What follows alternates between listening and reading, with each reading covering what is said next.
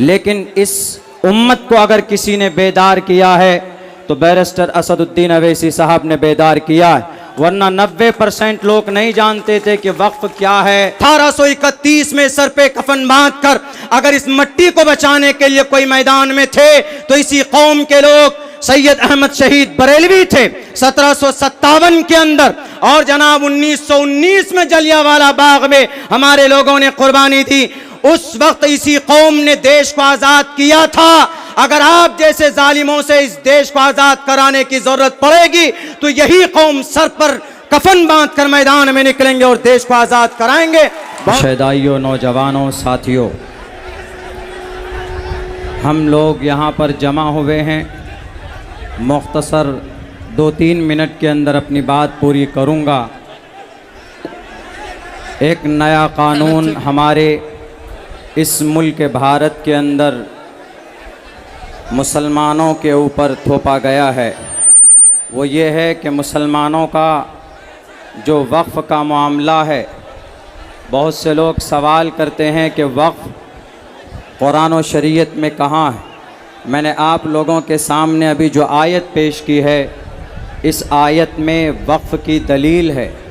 वक्फ़ का मतलब दान करना, अल्लाह के रास्ते के लिए कोई चीज़ कुर्बान कर देना।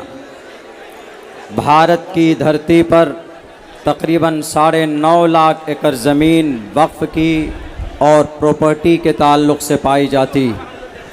उस ज़मीन के ऊपर नए तरह के क़वानीन बनाए गए। आप मुसलमान हैं, आपको पता होना चाहिए कि वक्फ़ अब से 1400 साल पहले इमाम शाफ़ी फरमाते हैं कि सबसे पहले वक्फ़ इस ज़मीन पर अगर किसी ने किया है तो जनाब मुहम्मदुर रसूलुल्लाह सल्लल्लाहु अलैहि वसल्लम ने वक्फ़ किया।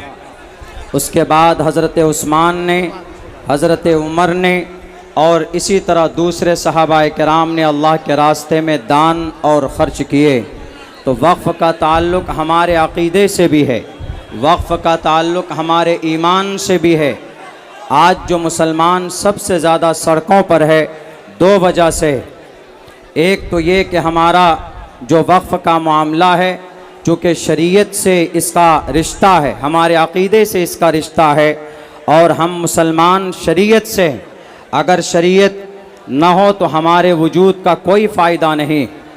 दूसरी बात यह है कि भारत के संविधान में, भारत के जो कानून बना है, उसके अंदर कई सारे आर्टिकल्स के अभी जो क़वानीन बनाए गए उसकी ख़िलाफ़ वर्जी की गई।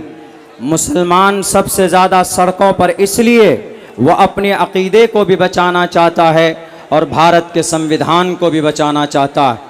मेरे भाइयों, नौजवानों, मुसलमानों, आप यकीनन इस वक्त आप मैदान में हैं।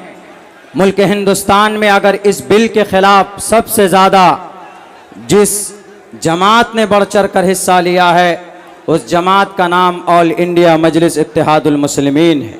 वहीं पर दूसरी जमातें भी बढ़ चढ़ कर काम कर रही, लेकिन इस उम्मत को अगर किसी ने बेदार किया है तो बैरिस्टर असदुद्दीन अवैसी साहब ने बेदार किया है, वरना 90% लोग नहीं जानते थे कि वक्फ़ क्या है और क्या कानून बना है। मेरे भाइयों, मेरे नौजवानों, आप इस वक्त जो सड़कों पर हैं, ये सिर्फ शरीयत को बचाने के लिए नहीं, बल्कि भारत के आर्टिकल में दफ़ा नंबर 14 है, जिसमें कहा गया इक्वलिटी बिफोर लॉ और the equal protection of the loss with in the territory of India. आप इसकी हिफाजत के लिए भी मैदान में हैं। आर्टिकल नंबर 25, आप उसकी हिफाजत के लिए भी मैदान में हैं। Article number 15, prohibition of discrimination on grounds of religion. इस ज़मीन पर सबसे बड़ा अगर धर्म मुल्क हिंदुस्तान में कोई धर्म है तो वह भारत का संविधान, भारत का धर्म है। इसीलिए कुर्सी पर बैठने वाले प्राइम मिनिस्टर साहब से कहना चाहते कि आप धर्म के नाम पर कोई कानून बनाएंगे, आप अगर जात के नाम पर कोई कानून बनाएंगे तो भारत का संविधान उसकी परमिशन आपको नहीं देता है। इसलिए कि आर्टिकल नंबर 15 में लिखा है prohibition of discrimination on grounds of religion. टोपी और दाढ़ी देखकर कोई कानून नहीं बनेगा। ये देश चलेगा तो भारत के संविधान से चलेगा, जो इस देश का कानून है, इस देश का धर्म है। और आप अगर ये समझते हो कि भाई ये बुज़दिल कौम है, ये कुछ करना नहीं जानती है, तो सुन लीजिए। 2 मिनट में अपनी बात पूरी करता हूं। इस मट्टी को बचाने के लिए सबसे पहले मैदान में 1755 के अंदर अगर कोई था तो यही कौम अली वर्दी खान था। अगर इस देश की मट्टी को बचाने के लिए 1799 में अगर कोई अंग्रेज के सामने खड़ा था तो वो शेर मैसूर टीपू सुल्तान था। 1831 में सर पे कफन बांधकर अगर इस मट्टी को बचाने के लिए कोई मैदान में थे तो इसी कौम के लोग सैयद अहमद शहीद बरेलवी थे 1757 के अंदर। और जनाब 1919 में जलियांवाला बाग में हमारे लोगों ने कुर्बानी दी। उस वक्त इसी कौम ने देश को आजाद किया था। अगर आप जैसे जालिमों से इस देश को आजाद कराने की जरूरत पड़ेगी तो यही कौम सर पर कफन बांधकर मैदान में निकलेंगे और देश को आजाद कराएंगे। बहुत बहुत शुक्रिया, जज़ाकल्लाह। 1 मिनट में एक मैसेज और देना चाहता हूं। दान का ताल्लुक इस्लाम से नहीं, हिंदू से भी।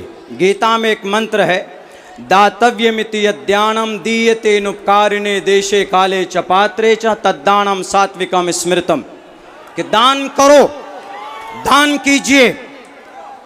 और दूसरी चीज, गद्दी पर जो बैठा है उसके लिए एक पैगाम, यानी मिस्टर प्राइम मिनिस्टर साहब के लिए वो लिखा हुआ है कि जा नरपति पर जा दुखदाता, सो नर तुरत नरकम हो जाता।